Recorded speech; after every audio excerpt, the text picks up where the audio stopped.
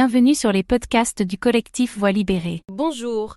Aujourd'hui, on se penche sur une démarche assez forte, assez délicate aussi, la demande du collectif Voix libérée. Oui, Il s'agit d'installer de nouvelles plaques mémorielles concernant les crimes de l'abbé Tartuffe. c'est ça. Il y a déjà eu une première plaque posée à Tours en mars 2025. Oui, à la basilique Saint-Martin. Ça faisait suite, il faut le rappeler, à la reconnaissance de sa culpabilité pour violences sexuelles sur mineurs par le tribunal pénal canonique national.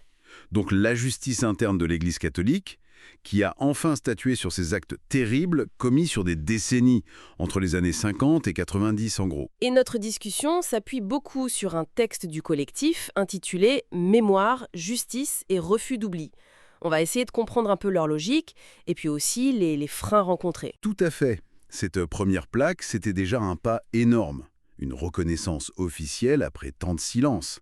Ça grave dans la pierre un passé vraiment douloureux. Et maintenant, le collectif Voix libérée souhaite aller plus loin. L'idée, c'est de poser la même plaque. Exactement la même, avec le QR code qui renvoie vers le site web mémoire et pardon-église37.org. D'accord. Et où ça... À Loches, à Amboise et aussi à la cathédrale de Tours. Pourquoi ces lieux en particulier? Parce que c'est là aussi que l'abbé Tartuffe a exercé, là où il a sévi. Donc logiquement, il s'agit d'étendre cette reconnaissance là où le mal a été fait, tout simplement. Logique, oui. Mais apparemment, ça coince un peu.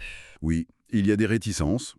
On entend des arguments comme quoi, il faudrait peut-être passer à autre chose maintenant. Ah oui, le fameux tourner la page. Voilà. Que la page est tournée ou même que trop de mémoire, ça pourrait faire obstacle à la réconciliation. C'est intéressant ça. Le collectif pose justement la question. Est-ce qu'on peut vraiment se réconcilier, tourner la page sans une mémoire qui soit pleine et entière? Surtout quand les victimes, elles, portent encore les blessures et attendent une reconnaissance complète de leur dignité. C'est le cœur du problème. Comment le texte analyse ces réticences? Alors, sans les cautionner, bien sûr. Le collectif pointe du doigt, disons, des restes d'une certaine culture ecclésiale un peu ancienne. D'abord, la peur panique du scandale. Oui. Confondre la vérité qui dérange avec le scandale à éviter à tout prix. Il y a aussi, historiquement, une tendance à protéger l'institution parfois au détriment des personnes. Et puis, une conception du pardon qui ressemblerait presque à une injonction au silence, à l'oubli, sans passer par la case justice et reconnaissance claire des torts. Le texte cite d'ailleurs le sociologue Jean-Louis Schlegel là-dessus. Oui, tout à fait. Il dit que l'Église ne peut plus gérer ça en interne, en invisibilité, mais qu'elle doit assumer le plein poids de la parole.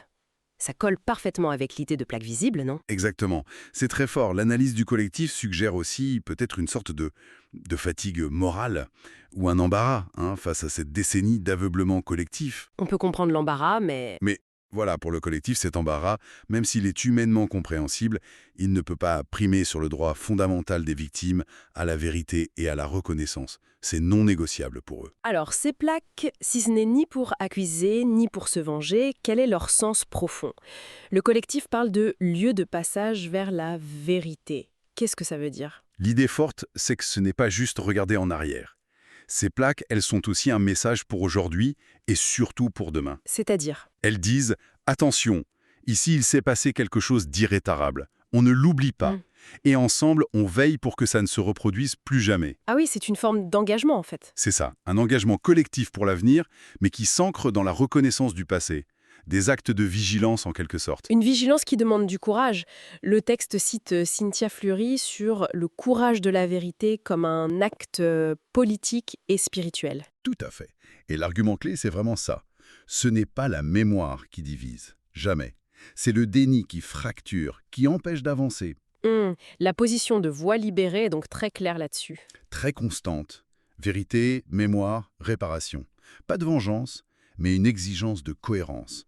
Pour eux, limiter le geste à un seul lieu, même s'il est symbolique comme la basilique, ça ne suffit pas.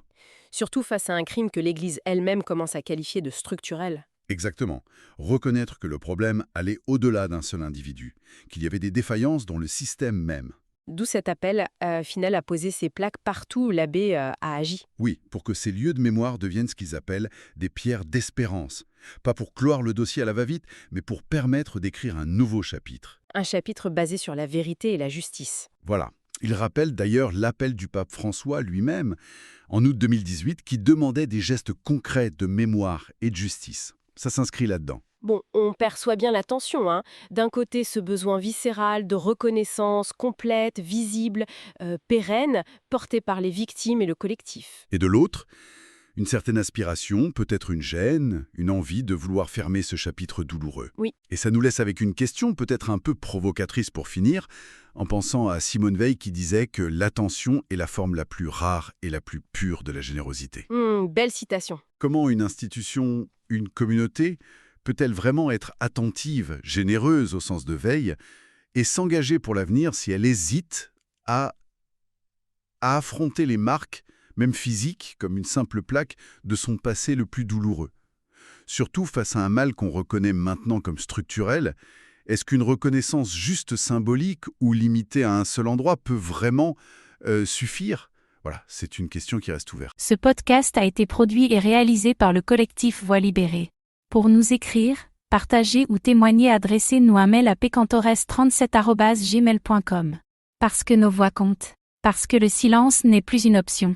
Parce que la mémoire exige justice et vérité.